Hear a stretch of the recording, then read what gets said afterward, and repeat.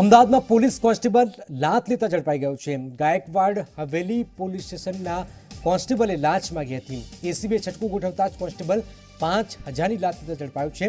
ધરપકડ ન કરવા અને માર ન મારવા માટે લાંચ માંગી હતી, જેના આધારે એસીબીએ છટકું ગોઠવ્યું અને આખરે આ લાંચિયો કોન્સ્ટેબલ ઝડપાઈ ગયો છે।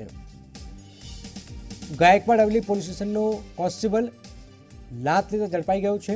એસીબીએ છટકું ગોઠવતા જ કોન્સ્ટેબલ 5,000ની લાંચ લેતા ઝડપાઈ ગયો છે। ધરપકડ ન કરવા અને માર ન મારવા માટે લાંચ માંગી હતી। પોલીસ કોન્સ્ટેબલ લાંચ લેતા ઝડપાયો છે। મૌલિક અમારી સાથે જોડે। મૌલિક, લાંચિયું કોન્સ્ટેબલ ઝડપાયો છે, શું વિગતો?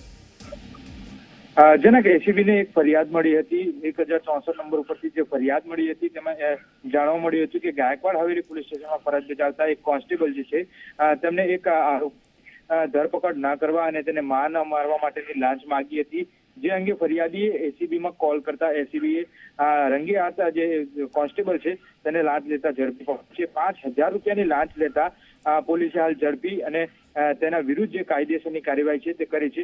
આ જે યુવક છે પોલીસ કોન્સ્ટેબલ તે ગાયકવાડ હવેલી પોલીસ સ્ટેશનમાં ફરજ બજાવતો હતો, તેટલું અત્યારે હાલ પ્રાથમિક જાણકારી મળી। આભાર મૌલિક। તો આખરે લાંચિયા અધિકારીઓ સતત સકંજામાં આવી રહ્યા છે। વધુ એક લાંચિયો અધિકારી પોલીસ કોન્સ્ટેબલ ઝડપાયો છે।